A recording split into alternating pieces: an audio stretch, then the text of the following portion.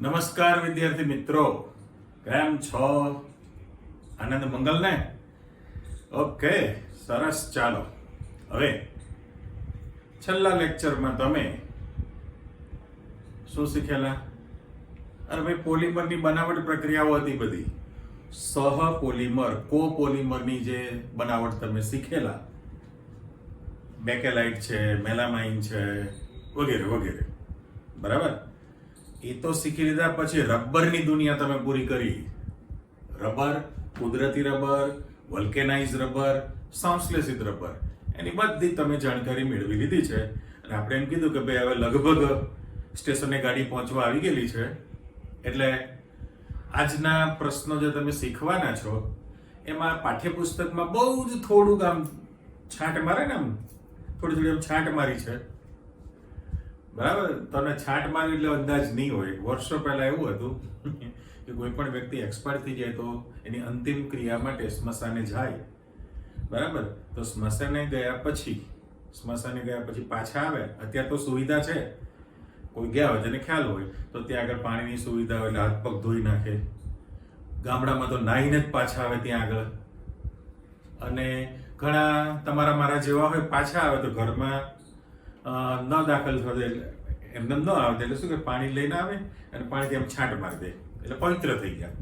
સાદું પાણી હોય, ગંગાજળ હોય તો બરાબર પવિત્ર કરી દઈએ એની અંદર. એટલે કાંઈ વાંધો નહીં, આ બધી માન્યતા હોય છે. એટલે કહેવાનો અર્થ એવો છે કે ભાઈ રબરની દુનિયા તમે પૂરી કરી દીધી છે. આજના જે બધા પ્રશ્નો છે એમાં પાઠ્યપુસ્તકમાં બહુ જ થોડી માહિતી આપેલી છે, ડિટેલ નથી, બરાબર? પણ ભૂતકાળના સિલેબસમાં અથવા તો જે આગળ તમે JEE નીટની અંદર અભ્યાસ કરતા હો તો એની અંદર ઘણું બધું ડિટેલમાં આપેલું છે. આપણે બહુ ડીપમાં તો નહીં જઈએ, ડૂબી જવાય. ડીપમાં જઈએ તો શું થવાય? ડૂબી જવાય. એટલા માટે માપસરનું ઊંડાઈ હોય તો એટલું તરી નાખ્યા છે, બરાબર? ઓકે, તો પહેલો જ જે પ્રશ્ન મૂકેલો છે અહીંયા કોલમ મેં તૈયાર કરેલી છે. કોલમની અંદર એટલે પોલિમરના આણ્વીય દળ વિશે માહિતી અથવા નોંધ તમે લખો. પોલિમરનું જે આણ્વીય દળ છે એના વિશેની ચર્ચા કરવી છે. પણ એના પહેલા સૌથી પહેલું આપણે એવું કહી શકીએ કે પોલિમરના જે ગુણધર્મો અત્યાર સુધી તમે જે શીખ્યા છો એનો આધાર કઈ બાબત પર હોય છે? તો આપણે એમ કહીએ છીએ કે ભાઈ 3 બાબત પર એનો આધાર હોય. એક છે આણ્વીય દળ પર આધાર છે, એના કદ પર, એટલે આણ્વીય દળ, અણુભાર, એની કદ એટલે લંબાઈ આપણે ધ્યાનમાં લેવાનું છે, અને એનું બંધારણ. આ મુખ્ય તમારી પાસે 3 બાબત તૈયાર થયેલી કહેવાય, બરાબર છે? એમાંથી 2 તમારી પાસે તૈયાર છે. બંધારણ વિશે તમે વર્ગીકરણ શીખી લીધું છે કે બે રેખીય છે, શાખીય છે કે આંતરબંધિત છે. કારણ કે રેખીય અને શાખીય હોય તો થર્મોપ્લાસ્ટિક હોય, પોચા હોય. આંતરબંધિત હોય તો એ કઠિન પોલિમર હોય છે, સાથે સાથે થર્મોસેટિંગ પ્રકારના હોય. એટલે એનો અર્થ એમ કે આ જે ગુણધર્મો છે, ગુણધર્મો પોલિમરના ગુણધર્મો એ બંધારણ પ્રમાણે પણ બદલાશે. એનું કદ એટલે લંબાઈ, કેટલી સાઈઝની લંબાઈ છે એ પણ જોવું પડે. અને અત્યારે તમે જે શીખો છે આણ્વીય દળ છે, એટલે પોલિમરના સામાન્ય જે તમે ગુણધર્મ છે એ 3 બાબત કીધું. આણ્વીય દળ છે, કદ એટલે એ પોલિમરની લંબાઈ કહેવાય, અને ત્રીજું પરિબળ તમારી પાસે એનું બંધારણ છે. ચલો, આ આપણે શીખી લીધું. પણ હવે પ્રશ્ન એવો થયો છે કે ભાઈ પોલિમર છે, એવો શબ્દ મૂકી દીધો કે તમારી પાસે એક જ પોલિમર હોય, બરાબર? એક જ પોલિમરની અંદર જે મોનોમર ની શૃંખલા હોય, મોનોમર જે શૃંખલા છે એની લંબાઈ એક સરખી હોતી નથી. એટલે અત્યારે શબ્દ આપણે મૂકી દઈએ, એક જ પોલિમર હોય તો એને મોનોમરની જે શૃંખલાઓ હોવાની છે એ મોનોમરની શૃંખલામાં લંબાઈ જે છે, શૃંખલાની જે લંબાઈ છે એક સરખી હોતી નથી, પરંતુ શૃંખલાની લંબાઈ જુદી હોય છે. હવે જો જુદી હોય, કારણ કે આપણે તો અણુભાર અથવા આણ્વીય દળ શબ્દ બોલીએ છીએ, તો જુદી લંબાઈ હોવાને કારણે તમે પોલિમરનો ચોક્કસ આણ્વીય દળ, ચોક્કસ એનું જે આણ્વીય દળ છે એ માપી શકતા નથી. કારણ કે ચલો જુદા જુદા પોલિમર તો ઓકે, પણ એક જ પોલિમર હોય છતાં એની અંદર મોનોમર અણુઓની સંખ્યા એક સરખી નથી રહેતી. આપણે ચોકડી પાડી દીધી. પણ જુદી જુદી જો લંબાઈ રહેતી હોય તો તમે એનું ચોક્કસ આણ્વીય દળ મેળવી શકતા નથી. તો પાછી ગંભીર સમસ્યા થઈ ગઈ. તો એના માટે શું કરવું પડે? તો એ પોલિમર માટે તમારે સરેરાશ આણ્વીય દળ શોધવું પડે. એટલે આટલી જે ચર્ચા કરી એને જરા બ્લોક કરી દઈએ. એટલે મુદ્દા પ્રમાણે તમારી વિચારણા તૈયાર થઈ ગયેલી. કે ફરી એકવાર બોલું છું કે ભાઈ પોલિમરના જે ગુણધર્મ છે મુખ્યત્વે 3 બાબત પર આધાર રાખે. ઓકે, એક જ પોલિમર છે છતાં એમાં જે મોનોમર અણુઓની શૃંખલા છે એની લંબાઈ એક સરખી હોતી નથી, લંબાઈ જુદી જુદી હોય. તો પછી તમે મોનોમરનો ચોકસાઈપૂર્વક અણુભાર શોધી શકો જ નહીં. પાછો અસ્ફટિકમય ઘન પદાર્થ છે ને, પોલિમર શું છે? અસ્ફટિકમય ઘન પદાર્થ છે. માટે આપણી પાસે સરેરાશ આણ્વીય દળ શોધવું પડે. હવે જે સરેરાશ આણ્વીય દળ શોધવાની બાબત છે એમાં પાછા 2 પ્રકાર પડી જાય. એક જે છે તમારી પાસે એ સરેરાશ જે છે એ સંખ્યાને આધારે, મોનોમર અણુની સંખ્યાને આધારે તમારે એનું શોધવું પડે, સંખ્યાને આધારે. અને બીજો જે પ્રકાર તમારી પાસે પડી જશે એ આપણે એવું લખીએ વજનને આધારે, એટલે એને ભારાત્મક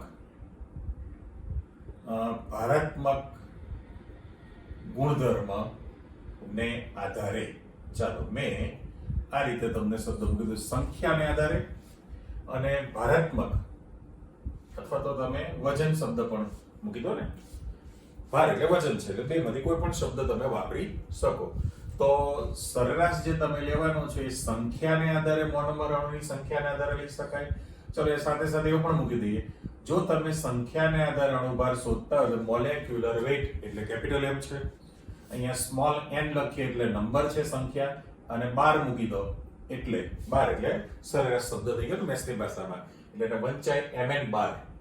સેમ કોપી અહીંયા આગળ જો તમે અણુભાર શોધશો એટલે કેપિટલ M છે, કેપિટલ M, પણ વજન છે એટલે W લખવું પડશે, વેઇટ ભારાત્મક, અને એ પણ તમે સરેરાશ લેવાના છો.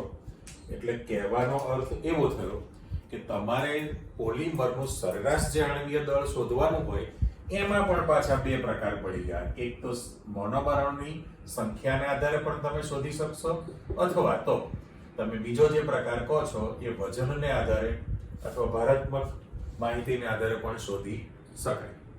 ઓકે, આ માપવા માટેનું તમારી પાસે પહેલા સૂત્રનું કામ આપણે આપી દઈએ. તો બંને માટે આપણે ફોર્મ્યુલા મૂકીએ. ચલો અહીંયા હું ડિવાઈડર જ મૂકી દઉં છું. તો માની લો કે તમારે સંખ્યા પ્રમાણે શોધવું હોય તો આ એક ફોર્મ્યુલા છે મેથ્સ વાળાની તમને ફોર્મ્યુલા આપેલી છે અહીંયા આગળ કે ભાઈ આ સિગ્મા એટલે સમેશન છે, સમેશન અહીંયા ni ઇન્ટુ mi ઇટાલિક લખેલો છે આ, અને છેદમાં જે છે આ જે છે i equal to 1 to infinity એવું લખવું છે. i equal to 1 to infinity એવું લખ્યા તો 1n સુધી પણ લખી શકાય. અને સેમ કોપી અહીંયા sigma i equal to 1 to infinity લખી દઉં તો આમાં ni તૈયાર થયેલું છે, બરાબર. i equal to 1 to infinity. હવે આ જે ફોર્મ્યુલા છે એને બ્લોક કરી દઉં, અને બાજુમાં જે લખાણ આપેલું છે ભારાત્મક, તો એનું સૂત્ર શું થાય? તો એના માટે લખ્યું એક તો પહેલા mw બાર થઈ ગયું કહેવાય, mw બાર એટલે ભારાત્મક. અહીંયા i equal to 1 to infinity લખી જ દો. સૂત્રમાં ફરક એટલો ni into mi છે ને, એની બદલે અહીંયા ni into mi નો સ્ક્વેર કરવાનો છે. ફોર્મ્યુલામાં શું થયું છે કે અહીંયા આગળ ખાલી ni into mi હતું, ni into mi, ત્યારે આમાં ni into mi નો સ્ક્વેર તમે કરેલો છે. અને છેદમાં પાછું તમારી પાસે છેદમાં જે તમારે લખાણ આપવાનું છે, સોરી આને કાઢી નાખું ફરી પાછું, તો sigma i equal to 1 to infinity, sigma i equal to 1 to infinity આપણે મૂકી દઈએ અને આનું જે અંશની રાશિ છે નીચે લઈ લો એટલે ni ઇન્ટુ mi લખવાનું છે. એટલે બંનેમાં આને આપણે બાજુમાં બ્લોક કરી દઈએ, પણ કોમન શબ્દ જે લખવો છે કે જ્યાં બંનેમાં કોમન આપી દો ભાઈ ni એટલે શું અને mi એટલે શું. તો ni એટલે પ્રત્યેક પોલિમરમાં મોનોમર અણુની સંખ્યા. જગ્યા છે લખીએ પ્રત્યેક પોલિમરમાં મોનોમર અણુની સંખ્યા. ચલો મેં સમાડી દીધું. અહીંયા એ જ વસ્તુ પ્રત્યેક પોલિમરમાં મોનોમર અણુનો આણ્વીય દળ. આણ્વીય દળ શબ્દ આપણે મૂકી દેલો છે. રેડી? એટલે ટૂંકમાં અહીંયા આગળ જે મૂકેલું છે એ સંખ્યા કહેવાય, મોનોમર અણુની સંખ્યા, n એટલે નંબર અને m એટલે મોલેક્યુલર વેઇટ, આણ્વીય દળ શબ્દ મૂકેલો છે.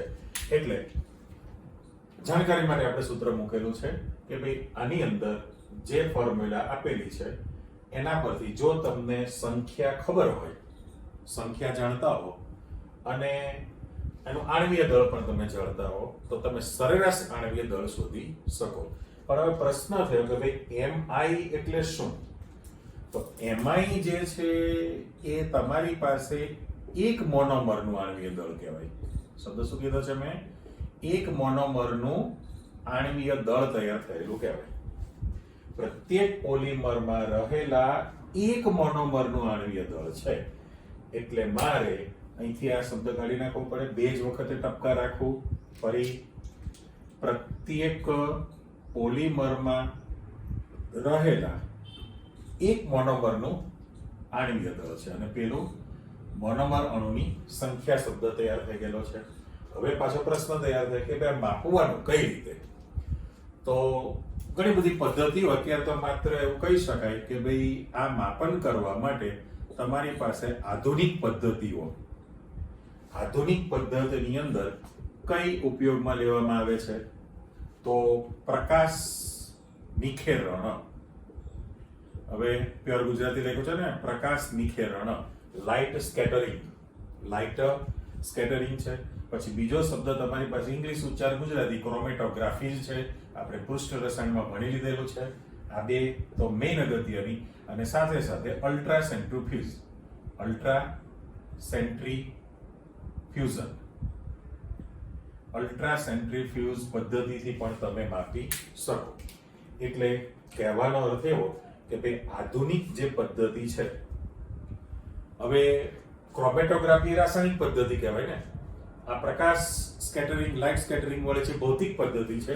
એટલે તમે આધુનિક પદ્ધતિમાં બે શબ્દ વાપરી શકો, ભૌતિક અથવા તો રાસાયણિક શબ્દ પણ મૂકી શકો. ભૌતિક તેમજ રાસાયણિક પદ્ધતિની મદદથી તમે એનું આણ્વીય દળ શોધી શકો. એટલે પહેલું જે કીધું છે પ્રકાશ નિખેરણ, લાઇટ સ્કેટરિંગ. બીજું તમને કીધું છે ક્રોમેટોગ્રાફી છે, અને અથવા તો હજુ અહીંયા અથવા અલ્ટ્રા સેન્ટ્રીફ્યુઝન પ્રોસેસ પણ કહેવાય.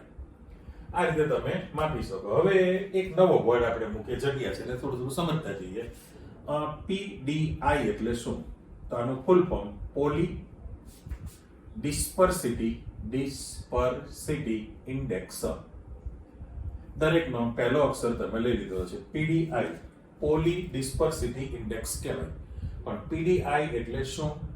તો કે તમારી પાસે આ MW બાર એટલે સરેરાશ ભારતમાં આણ્વીય દળ તમે શોધેલું છે, અને MN બાર તમે લઈ લો તો સરેરાશ સંખ્યા દર્શક આણ્વીય દળ શોધેલું છે. એ બંનેનો જે ગુણોત્તર કરવામાં આવે એને પોલી ડિસ્પર્સિટી ઇન્ડેક્સ કહેવાય. આ એક ફોર્મ્યુલા છે. હવે પ્રશ્ન એવો થયો તમારી પાસે કે ભાઈ બે MCQ બની ગયા. ફરી એકવાર ટેલી કરો કે ભાઈ PDI એટલે શું? PDI polydispersity index. એક એક વર્ડ તૈયાર કરી દીધો. પણ PDI નો અર્થ કે સરેરાશ ભારતમક આણ્વીય દળ હોય અને સરેરાશ સંખ્યાત્મક આણ્વીય દળ હોય. એ બંનેનો ગુણોત્તર કરો એને પોલી ડિસ્પર્સિટી ઇન્ડેક્સ કહેવાય. હવે તમારી પાસે બે પ્રકાર પડી ગયા કે ભાઈ આમાં બે કેસ તૈયાર થયા ને. બે કેસ કેવી રીતે બને? તો કે જો તમારી પાસે પહેલો કેસ કે PDI PDI ઇક્વલ ટુ 1 હોય અને બીજી શક્યતા છે કે PDI ઇઝ ગ્રેટર ધેન 1 હોય. ચલો હું આ રીતે મૂકી દઉં. તો પહેલા તારું વિશ્લેષણ આપો કે ભાઈ PDI ઇક્વલ ટુ 1 ક્યારે બને, તો તમે તરત કહેવાના છો કે ભાઈ એનો અર્થ એવો થયો કે આ રાશિ જ્યારે એકડોથી PDI બરાબર 1 થયો, ધેટ મીન્સ કે તમે વજનથી જે આણ્વીય દળ શોધો અથવા સંખ્યા પોલિમરના અંદર રહેલા મોનોમર અણુની સંખ્યાને ધ્યાનમાં રાખીને કરો આણ્વીય દળનું માપન, તો પણ તમારી પાસે બંને રાશિ સરખી જ આવે. રાઈટ? પણ આ કોના માટે શક્ય છે? તો કે તમારી પાસે દાખલા તરીકે જેટલા કુદરતી પોલિમર છે, કુદરતી પોલિમર માટે PDI ની વેલ્યુ હંમેશા તમારી પાસે 1 બને છે. એટલે એમાં નેચર છે ને, કુદરત કોઈ દિવસ સંતુલન ડિસ્ટર્બ ન કરે, સંતુલન સ્થિતિમાં જ રહે છે. એટલે તમે સંખ્યાથી માપો કે વજનથી માપો, એનો PDI તમારી પાસે 1 જ રહે. કુદરતી પોલિમર કેટલા છે? ઢગલો છે ને તમારી પાસે. દાખલા તરીકે પોલિસેકેરાઇડ છે, સ્ટાર્ચ છે, એમિનો એસિડ છે, ન્યુક્લિક એસિડ છે, બાયોલોજીના જેટલા છે એ બધા કુદરતી જેટલા પોલિમર હોય, યાદ રાખજો, કુદરતી જેટલા પોલિમર છે એ બધા જનો PDI બરાબર 1 થાય. ત્યારે અહીંયા તમને અંદાજ આવી જ ગયો. આપણે ડિવાઇડર મૂકી દઈએ. શું પરિસ્થિતિ થવાની છે? તો કે આમના કેસમાં PDI ઇઝ ગ્રેટર ધેન 1 છે. ધેટ મીન્સ કે વજનથી જે તમે સરેરાશ અણુભાર શોધશો એ ઓલવેઝ સંખ્યા કરતા તમારી પાસે વધુ જ રહેવાનો છે. હવે આમાં જે n મૂકેલો છે ને, n સ્મોલ n પણ મુકાય, કેપિટલ n પણ મુકાય. નંબર માટે કેપિટલ n પણ વાપરી શકાય, સ્મોલ n પણ વાપરી શકાય, કોઈ ફરક પડતો નથી. સરકાર સિલેબસ બદલે એ પ્રમાણે સંજ્ઞા બદલી નાખે, એમાં કે સિસ્ટમ ના બદલાય. એટલે આ જે સમીકરણ મૂકેલું છે એને પણ હું બ્લોક કરી દઉં. ઓકે, તો તમે કહી શકો કે આના ઉદાહરણ કોણ તમે આપશો? તો કે જેટલા કૃત્રિમ પોલિમર. એટલા માટે મારે અહીંયા ઉદાહરણ તમને નથી કહેવાના, તમે જાતે જ ડિસાઈડ કરી લો. કૃત્રિમ એટલે સંશ્લેષિત પોલિમર, બધા માનવ નિર્મિત. માનવ નિર્મિત જેટલા પોલિમરની તમે બનાવટ શીખ્યા, મનમાં આંખ બંધ કરીને યાદ કરી લો. ઓકે, ગણતરી થઈ ગઈ. રામ રામ નથી બોલતો. તો કૃત્રિમ જેટલા છે બધાનો PDI ગ્રેટર ધેન 1 થાય. એટલે તમે ફરી ટેલી કરી લો કે આવા બે સૂત્ર તમને આપેલા છે, બરાબર ને? આ જે સૂત્ર તરીકે તમને આપી દીધું અને 3 પદ્ધતિથી તમે માપી શકવાના છો. પોલીડિસ્પર્સિટી ઇન્ડેક્સ જે છે એ PDI બરાબર 1 થાય તો કુદરતી પોલિમર, PDI ગ્રેટર ધેન 1 થાય તો એ કૃત્રિમ સંશ્લેષિત પોલિમર તૈયાર થયું કહેવાય. એટલે મેં તમને ઘણી બધી ડિટેલમાં માહિતી આપી. તમારે તો પાઠ્યપુસ્તક પ્રમાણે જેટલા વાક્યો લખેલા છે એને તૈયાર કરવાની વાત આવી. ઓકે, ચાલો વધો આગળ. હજી પાછો એવો જ ટોપિક છે, બાયોલોજી વાળાને મજા આવશે શીખવા માટે. અહીંયા શબ્દ છે જૈવ વિઘટનીય, પ્યોર ગુજરાતી, બાયોડિગ્રેડેબલ. અને અહીંયા જૈવ અવિઘટનીય એટલે નોન બાયોડિગ્રેડેબલ પોલિમર પદાર્થ વિશે તમારે સમજૂતી આપી છે. બધું અહીંયા વર્ણનાત્મક ચર્ચા આપેલી છે. ખાલી હું અહીંયા આ એવું કરીએ આપણે કે અહીંયા ડિવાઇડર મૂકી દઈએ તફાવત સ્વરૂપે, કે તો આમાં જે લખાણ આપો એના કરતા બધું વિરુદ્ધ આપવાનું થશે પોલિમર પદાર્થો માટે. અને એને અનુરૂપ તમારી પાસે હજુ 2 બનાવટ બાકી વધે છે. જોઈએ, બની જતી તો કોઈ પ્રશ્ન નથી, બરાબર? આ એક બનાવટ છે અને બીજી બનાવટ મૂકેલી છે. તો પહેલામાં પહેલું જૈવ વિઘટનીય એટલે શું?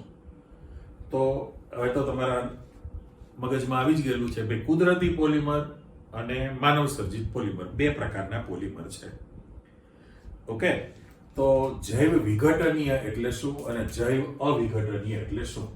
તો એવું કરીએ આપણે, આને હજુ થોડીક આ બાજુ લંબાઈ કરી નાખીએ એટલે સામે માત્ર મારે ચોકડી જ પાડવાની રહે ને. તો જૈવ વિઘટનીય પોલિમર માટે શું કહેવાય? તો આપણી પાસે વ્યાખ્યા છે કે જે પોલિમર નું તમે વિઘટન કરવું છે, ડીકમ્પોઝિશન, કોના વડે થઈ શકે? તો આપણે એવું લખીએ છીએ કે બેક્ટેરિયા વડે થઈ શકે અથવા તો સૂક્ષ્મ જીવાણુ. એ વાયરસ, સૂક્ષ્મ જીવાણુ, જે કંઈ તમે ગણતા બાયોલોજીની ભાષામાં, બેક્ટેરિયા દ્વારા, સૂક્ષ્મ જીવાણુ દ્વારા, અથવા તો તમે જલ વિભાજન કરીને કરી શકો, કે પછી એની ઓક્સિડેશન પ્રક્રિયા કરીને જો વિઘટન થઈ શકતું હોય તો એને બાયોડિગ્રેડેબલ કહેવાય. એટલે પહેલા તો વ્યાખ્યા ક્લિયર કરો. આ વ્યાખ્યા છે આપણી વિઘટનીય માટે.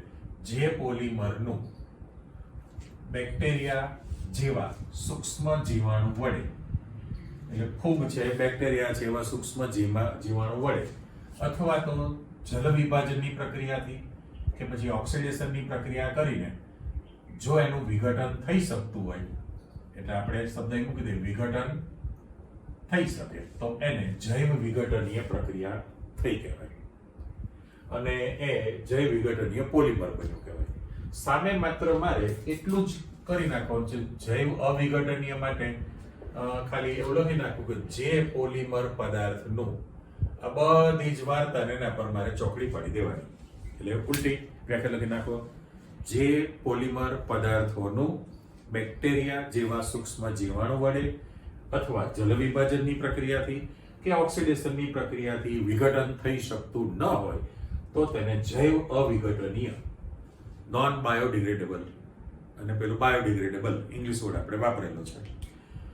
અત્યારે મોટામાં મોટો પ્રશ્ન છે તમારી પાસે, એટલે આખા વિશ્વ માટે, કે જે પોલિમર આપણે બનાવીએ છીએ એ પોલિમરનો વપરાશ થતો હોય, આ બધું વર્ણનાત્મક છે, જે પોલિમર આપણે વપરાશ કરીએ છીએ ત્યારે પર્યાવરણ સાથે જે છે, આમાં આપણે શબ્દ મૂકી દીધી કે આ પ્રકારનું જે પોલિમર છે એ પર્યાવરણ સાથે પ્રક્રિયા કરવા માટે બહુ જ સક્રિય હોય, માટે તો એનું સહેલાઈથી વિઘટન થઈ શકતું હોય છે, વિઘટનની પ્રક્રિયા શક્ય છે, પર્યાવરણ સાથે સક્રિયતા દર્શાવે. ત્યારે સામે મારે એવું લખવું છે કે ભાઈ આ પ્રકારનું જે છે પોલિમર એ પર્યાવરણ સાથે નિષ્ક્રિય છે, પર્યાવરણ સાથેની પ્રક્રિયાનો પ્રતિકાર કરે, નિષ્ક્રિય છે, એટલા માટે એ અવિઘટનીય છે.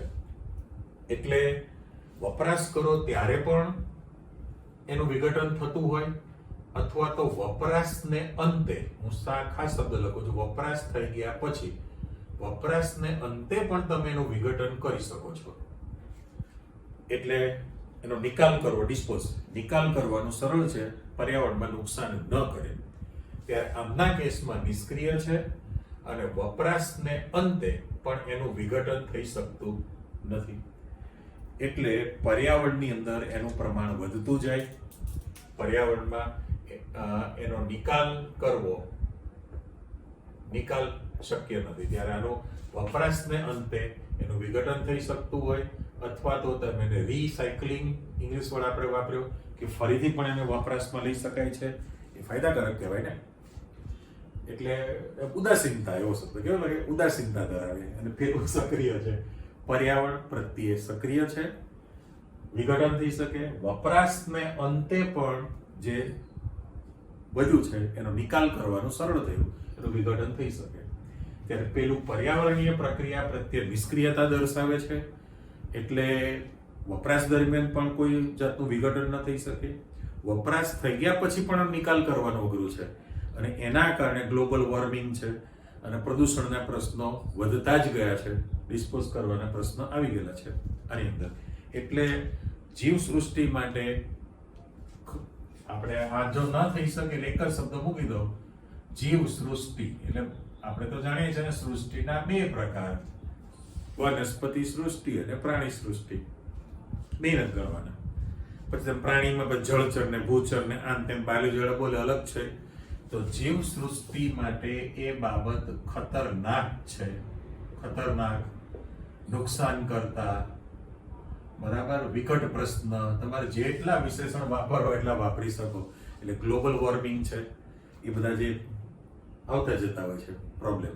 એટલે આપણો એમ શું છે, ખાસ અગત્યતા, કે આજની તારીખે જે પોલિમરનું ઉત્પાદન કરવામાં આવે, પોલિમરનો એવા પ્રકારના પોલિમરનું ઉત્પાદન કરો કે એ બાયોડિગ્રેડેબલ હોય, એનું સરળતાથી વિઘટન થઈ શકે. આપણો એવા પ્રકારના પોલિમર તમે બનાવવાના સ્ટાર્ટ કરો કે જેના કારણે એ વિકટ પ્રશ્ન સોલ્વ થઈ શકે.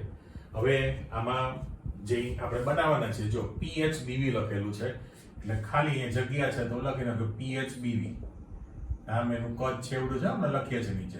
પછી જે નીચે લખેલું છે નાયલોન ટુ નાયલોન 6 ની બનાવટ છે, નાયલોન ટુ નાયલોન 6 છે, બરાબર. પછી PGA તો પોલીગ્લાયકોલિક એસિડ ફૂલ ફોર્મ, અને PLA પોલીલેક્ટિક એસિડ, આ બે મેં મૂક્યા છે. પછી ડેક્સ્ટ્રાન શબ્દ છે, ડેક્સ્ટ્રોન પણ લગે પણ ડેક્સ્ટ્રાન શબ્દ છે, ડેક્સ્ટ્રાન એવો શબ્દ પણ તમારી પાસે મૂકેલો છે. તો આ બધા જ જે છે બાયોડિગ્રેડેબલ છે, જૈવ વિઘટનીય બની શકે. ત્યારે આપણે જેટલા પોલિમર બન્યા છે, માનવ સર્જિત અથવા નિર્મિત જેટલા પોલિમર છે એ બધા જ તમારી પાસે ઉદાહરણ આવી ગયા. પોલિથિલિન છે, પોલીપ્રોપિન છે, PVC છે, નાયલોન 6, નાયલોન 6, ટેરિલિન ડેક્રોન છે, બેકેલાઇટ છે, મેલામાઇન છે, વગેરે વગેરે જેટલા તમે પોલિમર બનાવ્યા છે આર્ટિફિશિયલ, એ બધા જ તમારી પાસે જૈવ અવિઘટનીય છે. એટલે ઇન શોર્ટ આપણે કહી શકીએ કે આપણો એમ એવો છે કે એવા પ્રકારનું પોલિમર તમે બનાવો કે એનું વિઘટન સરળતાથી થઈ શકે અને પર્યાવરણને નુકસાન કરે નહીં, સજીવ સૃષ્ટિ ટકી શકે. એટલે આ જે બધા ઉદાહરણ મૂકેલા છે એની અંદર જરૂરિયાતવાળી વિગત છે. Okay, understood. હવે આપણે જઈએ, તમારી પાસે બે બનાવટ મૂકેલી છે, તમે હવે નામ લખી નાખશું ને આપણે. તો પહેલામાં પહેલું PHBV, આનું ફૂલ ફોર્મ હું લખું છું. P એટલે પોલી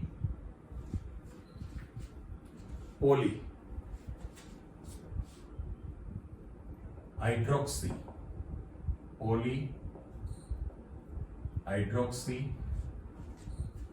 બ્યુટીરેટ, કો બીટા હાઇડ્રોક્સી વેલેરેટ. જો સરસ મજાનું કેવડું મોટું નામ છે. અહીંયા પણ તમે આગળ બીટા શબ્દ મૂકી શકો. પોલી જે શબ્દ ત્યાં હું બીટા શબ્દ પાછો આપી દઉં. ચાલો, ઓકે. એટલે PHBV નું ફૂલ ફોર્મ, P એટલે poly beta hydroxy butyrate, co beta hydroxy વેલેરેટ શબ્દ તમને આપેલો છે, PHBV. અને એવી રીતે આમાં તો સમીકરણ નથી આપ્યું પાઠ્યપુસ્તકમાં, ખાલી નાયલોન ટુ નાયલોન 6 ની બે લાઈન લખી છે. આપણે સમીકરણ શીખવા માટે પ્રયત્ન કરીએ. તો પહેલામાં પહેલું, આમાં તમારી પાસે બે જુદા જુદા મોનોમર રાખવાના છે. એ મોનોમર કયા છે? તો કે CH3CH, CH3CH, નીચે OH, CH2 અને COOH કરીએ. તો પહેલામાં પહેલું બે ટાઈપના નામ આપણે બનાવીએ છીએ. બે ટાઈપના નામની અંદર 1, 2, 3, 4. ઓકે. અને સાથે સાથે આ તમે જાણો છો કે જે કાર્બન ઉપર ક્રિયાશીલ સમૂહ છે એ આલ્ફા કાર્બન છે, અને આલ્ફાનો પડોશી બીટા કાર્બન પણ કહેવાય. એટલે બંને નામ આપણે લખવા છે. IUPAC નામ લખશો તો 3 હાઇડ્રોક્સી, ત્રીજા કાર્બન ઉપર OH સમૂહ છે 3 હાઇડ્રોક્સી, અને બ્યુટીરિક એસિડ કહેવાય ને, 3 હાઇડ્રોક્સી બ્યુટીરિક એસિડ છે. અને સાદું નામ જો તમારે લખવું હોય તો એને બીટા કાર્બન ઉપર છે એટલે બીટા હાઇડ્રોક્સી, બ્યુટેનોઇક એસિડ પણ કહેવાય, બીટા હાઇડ્રોક્સી. અત્યારે સાદું નામ લખીએ છે બ્યુટેનોઇક એસિડ, એવો શબ્દ લખીએ. ઓકે, બંને રીતે આપણે આપી દીધું છે. આ એક મોનોમર છે. હવે બીજો જે મોનોમર તમે લેવાના છો એ એવો જ અણુ, માત્ર એક કાર્બનની સંખ્યા તમે વધારી દો એટલે પરિસ્થિતિ કેવી થાય? આ 1, 2 કાર્બન, CH નીચે OH, અને પાછું CH2 અને COOH હું મૂકી દઉં. ઓકે, એટલે જો તમે સાદું નામ લખશો તો અહીંયા 1, 2, 3, 4, 5 કાર્બન થાય. અને નિયમ પ્રમાણે આ આલ્ફા કાર્બન અને એનો પડોશી બીટા કાર્બન તો છે જ. તો મારે IUPAC નામ લખવું હોય તો ત્યાં પણ 3 હાઇડ્રોક્સી પેન્ટેનોઇક એસિડ લખી શકાય ને. અહીંયા લખીએ IUPAC નામ તો 3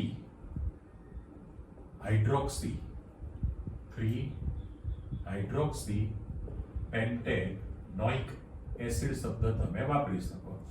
અને સાદું નામ લખો તો ત્યાં પણ તમે બીટા હાઇડ્રોક્સી પણ 5 કાર્બન એટલે તમે વેલેરિક એસિડ કહો ને એનું તમે નામ લખશો તો બીટા હાઇડ્રોક્સી પણ વેલેરિક એસિડ છે. વેલેરિક એસિડ આપણે આલ્ડિહાઇડ કીટોન કાર્બોક્સિલિક ના નામકરણ વખતે બધું ભણી લીધું છે તમે ટેક્સ્ટની અંદર કોષ્ટકમાં. એટલે પહેલામાં પહેલું કે બે જુદા જુદા મોનોમર તમે લીધેલા છે એના n અણુ લેવામાં આવે. આને પણ હું n અણુ મૂકી દઉં છું. તો સંઘનન એટલે પાણીનો અણુ દૂર થશે. એટલે આપણે જે સમીકરણ તૈયાર કરવું છે એના માટે જઈએ તો એ સંઘનન કોપોલિમરાઇઝેશન કહેવાય ઇંગ્લિશ વર્ડ કોપોલિમરાઇઝેશન. ઓકે, અથવા એને સહપોલિમર પણ શબ્દ થયો કહેવાય ને સહપોલિમરાઇઝેશન અને સંઘનન કહેલું છે. હવે જો તમે પાણીનો અણુ દૂર કરો તો કેવી પરિસ્થિતિ થાય? ચલો નામ તો આવી ગયા તમારી પાસે. અહીંયા આગળ ઉલટા સુલટી એમાં ફરક નથી પડતો. OH ને અહીંયા મૂકો અને CH3 ને અહીં મૂકી શકાય. સેમ કોપી OH ને અહીંયા મૂકો CH2CH3 ને ત્યાં પણ મૂકી શકાય. પણ આ જે OH છે અહીંથી તમે આ OH કાઢવાના છો અને અહીંથી આ H કાઢશો. એ જ રીતે અહીંથી તમે આ OH કાઢવાના છો, દૂર કરવાના, અને અહીંથી તમે H કાઢો. એટલે મારે સીધું જ -n મોલ H2O લખી નાખવા પડશે. -n મોલ H2 આપણે બ્રેકેટ કાઢી નાખીએ. રેડી? અને બાકીનું તમે જોડાણ કરતા જાઓ તો આપણી પાસે કેવી ટાઈપનું બનવાનું છે. બરાબર? અહીંથી જો તમે H અને આ કેન્સલ કરશો, એકચ્યુઅલી એસ્ટર વર્ગનો પોલિમર તમે બનાવવાના છો. જે બનાવશો એ એસ્ટર વર્ગનો પોલિમર બને છે. એટલે જો આ OH તમે કાઢી નાખો તો અહીંથી લાઇનિંગ તૈયાર કરું તો CH નીચે CH3 અહીંથી, પછી આ CH2 સાથે રાખો તોય વાંધો જગ્યા છે એટલે છૂટું પડું. C ડબલ બોન્ડ O અને O લખી નાખો. કરો ચેક. H અને OH એટલે પાણીનો અણુ તમે કાઢી નાખેલો છે. તો પહેલો જે કાર્બન છે, પહેલો કાર્બન એની 1 2 3 4 સંયોજકતા થવી જોઈએ. 4 સંયોજકતામાં એટલે થઈ ગઈ 1 2 3 ને ચોથો હાઇડ્રોજન. પછી આ CH2 એટલે CH3 તમારી શાખા આવી ગઈ. C ડબલ બોન્ડ અને સામેથી જો તમે કનેક્શન પાછું કરો તો અહીંયા આગળ CH આવશે. OH નીકળી ગયો છે તો મારે અહીંયા CH2CH3 શાખામાં કરવું પડશે નીચે. ફરી પાછું CH2 કરીએ છીએ. અહીંયા C ડબલ બોન્ડ O અને O મૂકી દઉં. આવા તમે n અણુ જોડવાના છો. એટલે જેના પર હું તૂટક રાઉન્ડ મૂકું છું તમે જોઈ લો. C ડબલ O દેખાય છે ને? ત્યાં પણ તમારી પાસે C ડબલ O તૈયાર થયેલો છે. C ડબલ O ક્રિયાશીલ સમૂહ બનેલો છે. અત્યારે નામમાં તો તમે માત્ર શું લખવાના છો? PHBV poly beta hydroxy co beta hydroxy વાંચી લો ઉપર નામ poly beta hydroxy butyrate. Poly beta hydroxy butyrate co beta hydroxy વેલેન્ટ એટલે PHBV હું આમ પેટી મૂકી દઉં તો તમારી પાસે જે તૈયાર થયેલું છે એ મોનોમર બની જાય. અહીં આપણે જગ્યાનો ઉપયોગ કર્યો છે. જરા લાઇનિંગ હું ચેન્જ કરી નાખું. આ તમારી પાસે આ કેન્સલ કરું છું અહીંથી અને આના પર -n મોલ H2O આપણે આપી દીધા. હવે આની લાક્ષણિકતામાં તમે જે લખવાના છો એમાં જવું છે. એટલે હું ખાલી લાઇનિંગ થોડી પાડી દઉં આ રીતે. તમે મિક્સ ન કરો. તો પહેલામાં પહેલું કે બીટા હાઇડ્રોક્સી બ્યુટેનોઇક એસિડ જે છે, બીટા હાઇડ્રોક્સી બ્યુટેનોઇક એસિડ જે છે, પહેલો જે મોનોમર છે એનો ગુણધર્મ છે દ્રઢતા એટલે સ્ટીફનેસ છે. અને બીજો જે મોનોમર છે એનો ફ્લેક્સિબિલિટી લચીલાપણું એવો શબ્દ, એટલે લચીલાપણું એવો શબ્દ કહીએ. તો જે પીએચડીવી બને છે એમાં બંનેનો ગુણધર્મ ડેવલપ થવાનો છે. મજબૂતાઈ, દ્રઢતાનો ગુણધર્મ પણ આવશે અને ફ્લેક્સિબિલિટીનો ગુણધર્મ પણ એમાં આવી છે. અને આ જે પોલિમર છે એ જૈવ વિઘટનીય, બાયોડિગ્રેડેબલ છે. જૈવ વિઘટનીય પોલિમર પણ છે નંબર 1. અને એનો જે ખાસ હવે ઉપયોગ છે એ ઉપયોગની અંદર તમે લખી શકો, એડિંગ આપી દીધી, પેલી લાક્ષણિકતા આવી ગઈ. દેખો ને પ્રશ્ન તરીકે તમને શું આપેલું છે? પીએચડીવી ની બનાવટ, ગુણધર્મ અને ઉપયોગ લખો. તો તમે બનાવટ તૈયાર કરી દીધી. ગુણધર્મમાં કીધું છે કે ભાઈ એમાં જૈવ વિઘટનીય પોલિમર છે, સાથે સાથે એમાં ક્રિયાશીલ સમૂહ તરીકે એસ્ટર છે, એટલે એ એસ્ટર વર્ગનો પણ પોલિમર તમે કહેવાના છો. પણ ઉપયોગિતામાં ખાસ એનો ઉપયોગ અમુક ટાઈપના પેકિંગ મટીરિયલની અંદર ઉપયોગ થાય. અને દવાની અંદર જે આપણે કેપ્સ્યુલ લઈએ છીએ એ નિયંત્રિત ઔષધો માટે વપરાતી આપણે કેપ્સ્યુલ, ખાસ લખી દો, કેપ્સ્યુલની બનાવટમાં વપરાય. અને ત્રીજો શબ્દ જે છે ઓર્થોપેડિક સાધનોમાં, તમારી પાસે ઓર્થોપેડિક સાધનોની બનાવટમાં એનો ઉપયોગ થાય. તમને 3 મુદ્દા આપેલા છે. એક તો ચોક્કસ પ્રકારના પેકિંગ, એટલે પેકિંગ મટીરિયલની અંદર વપરાશે. નિયંત્રિત ઔષધો માટે વપરાતી કેપ્સ્યુલની બનાવટમાં, તમે જાણો છો જે કેપ્સ્યુલ હોય ને એ ફાર્માસ્યુટિકલની અંદર એની જે બનાવવાની જે પ્રોસેસ હોય આખી, બે જે પોર્શન છે બે અલગ કલરના હોય, એક ભાગ મોટો અને એક ભાગ નાનો હોય, અથવા તો મશીનમાં બધું થતું હોય, લેબર પણ કામ કરતા હોય. એક્સપાયર્ડ ડેટ વાળી કેપ્સ્યુલ હોય તમારી પાસે બિનઉપયોગી, તો સાચવીને તમે જો એનો 2 કવર આમ ખોલી નાખશો તો અંદરથી પાવડર નીકળશે, દવાનો, કેમિકલ્સ, ડ્રગ્સ, બરાબર? એટલે એ તમે કેપ્સ્યુલ ખાવ છો તો એ ડાયજેસ્ટ થઈ જશે, સુપાચ્ય છે, એટલે બાયોડિગ્રેડેબલ છે, નુકસાન કરતા નથી. એટલા માટે કેપ્સ્યુલની બનાવટમાં ઉપયોગ થાય. અમુક પ્રકારના ઓર્થોપેડિક સાધનોની બનાવટમાં થાય. તમે જે ઉપર ચર્ચા કરી કે પોલીગ્લાયકોલિક એસિડ અને પોલીલેક્ટિક એસિડ, ડેક્સ્ટ્રાન, આનો એક વિશિષ્ટ પ્રકારનો ઉપયોગ શું છે એ જાણકારી જુઓ. કે આપણે સર્જરી કરે, ઇનર સર્જરી કર્યા પછી જે અંદર ટાંકા લેવાના હોય, ટાંકા લેવા માટે હવે એ ટાંકા કરી દે, બહારના સ્ટિચીસ તો અલગ છે, એ તમને ખબર છે કે ભાઈ પેલું 1 વીક 2 વીક ડ્રેસિંગ કરવું પડે. પ્રોપર વળી યાદ નતો આવતો કે બહારના સ્ટિચીસ જે લીધેલા હોય એ ડ્રેસિંગ કરે, પેલું થઈ જાય, સુકાઈ જાય, પછી ટાંકા કપાવા જવું પડે.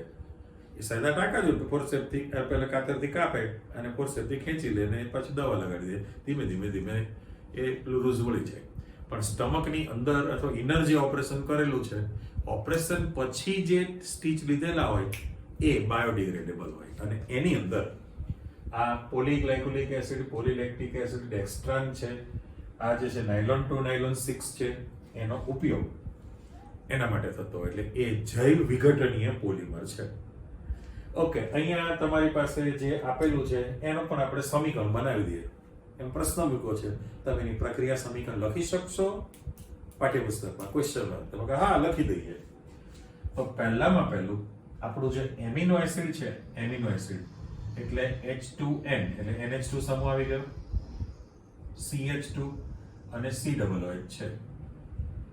તો આ જે લખેલું છે એનું નામ છે ગ્લાયસીન. આ ગ્લાયસીન છે.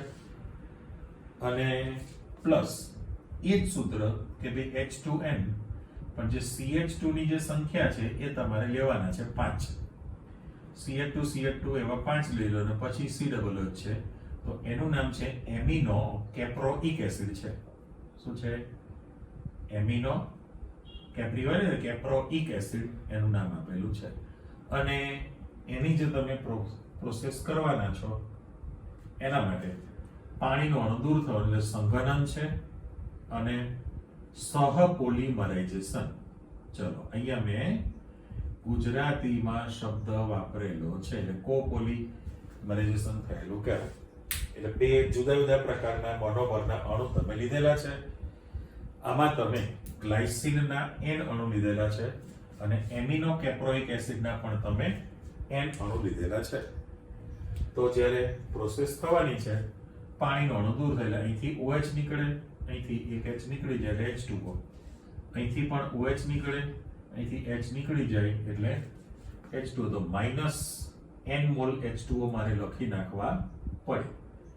ચલો બ્રેકેટ પણ આપી દો, -n મોલ H2O તમે કરી દેશો અને એ લાઇનિંગ મારે નીચે લઈ લેવાની છે. ફરી સુધારા કરી નાખવા અહીંથી આ બાજુ. ઓકે, જોડાણ કરો પાછું. તો તમે જે જોડાણ કરવાના છો એમાં એક H જતો રહેલો છે એટલે NH લખાશે.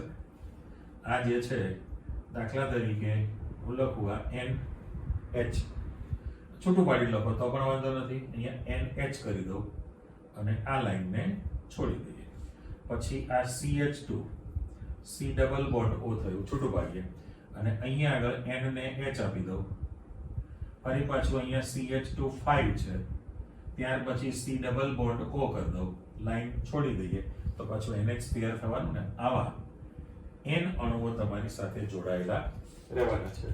એટલે આમાં જોઈ શકે કે CONH જેના પર રાઉન્ડ મૂકે જોઈ લો તો નાયલોન 2 નાયલોન 6 એવી લાક્ષણિકતામાં જો તમે જોશો તો આપણી પાસે જગ્યા છે. એક તો એ એમાઇડ વર્ગનો પોલિમર છે, એની અંદર ક્રિયાશીલ સમૂહ તરીકે CONH એટલે એમાઇડ વર્ગનો પોલિમર છે. બીજું તમે કીધું કે જૈવ વિઘટનીય છે, જૈવ વિઘટનીય પોલિમર પણ છે. એમાઇડ પ્રકારનો જૈવ વિઘટનીય પોલિમર થવાના. એ મેં કહ્યું એ પ્રમાણે જે ઓપરેશન સર્જરી પછી જે ટાંકા લેવાના હોય એની અંદર નાયલોન 2 નાયલોન 6 નો ઉપયોગ થતો હોય છે. બરાબર? એટલે આ સંકલન સહપોલિમરાઇઝેશનની ઘટના થઈ. બંનેની બનાવટ છેલ્લી જે હતી એ બાયોડિગ્રેડેબલ પોલિમર તો છે, પણ શરત એટલી કે ભાઈ આની અંદર ક્રિયાશીલ સમૂહ તરીકે એસ્ટર છે, એસ્ટર, અને પેલામાં જે છે એ એમાઇડ છે. એટલે બંનેમાં એકાંતરીય, એકના અંતરે એકાંતરીય એમાઇડ વર્ગ તૈયાર થયેલો કહેવાય. પેલામાં એકના અંતરે તમારી પાસે એસ્ટર સમૂહ તૈયાર થયેલો કહેવાય. એટલે આજની તારીખે જે તમે શીખેલા છો પાઠ્યપુસ્તકનું એક પેજ જ માંડ હતું, પણ ઘણી ડિટેલમાં માહિતી તમે મેળવી લીધેલી છે. એટલે થિયરીનો બધો જ પોર્શન પતી ગયો. હવે તમને કામ સોંપવાનું છે કે ટેક્સ્ટબુકના છેલ્લા પેજ ઉપર સ્વાધ્યાયના ક્વેશ્ચન સ્ટાર્ટ થતા પહેલા એક કોષ્ટક આપેલું છે. લાસ્ટ ટાઈમે બોલેલો એ કોષ્ટક બહુ અગત્યનું, એમાંથી MCQ તમને મળે છે. હવે એ તો ઉપયોગ જે લખેલો સાચો સ્વીકારીને પ્રિપેર કરવો જ પડે. તમને પોલિમરનું નામ આપેલું છે, એમાં ઘણા જે બનાવટ નથી, દાખલા તરીકે પોલિથીન છે, પોલીપ્રોપીન છે, PVC છે, નાયલોન ગ્લિપ્ટાલ લખેલું છે. બરાબર? તમારી પાસે યુરિયા ફોર્માલ્ડિહાઇડનું પણ પોલિમર આપેલું છે. એટલે એ પોલિમર એમાં કયા પ્રકારના મોનોમર છે. જો તમારી પાસે એક જ પ્રકારના હોય તો હોમોપોલિમર છે, જુદા જુદા હોય તો કોપોલિમર છે. એનો પોલિમરનું નામ, એમાંથી બનેલું પોલિમર N અણુ સાથે લખેલું છે. એટલે પેલો આવર્તનીય એકમ, આવર્તનીય એકમની માહિતી આપી અને પાછળ એની ઉપયોગિતા લખેલી છે. એ જે યુઝીસ જે છે એ બધા ઉપયોગ તમારે બે ચાર વાંચી લખી તૈયાર કરવા પડે. અને થોડું જે વાંચો ત્યારે તમારે વિચારવું પડે કે આપણે રોજિંદા જીવનમાં ક્યાં વપરાશમાં લઈએ છીએ. દાખલા તરીકે PVC પોલીવિનાઇલ ક્લોરાઇડ છે, તો પાણી તેમજ ઇલેક્ટ્રિક પાઇપની બનાવટમાં વપરાય, રેઇનકોટની બનાવટમાં વપરાશે, છે કે નહીં? આપણે એ વિચારીએ કે બરાબર છે. અને જે જૂતા ચપ્પલ PVC સોલ બને છે.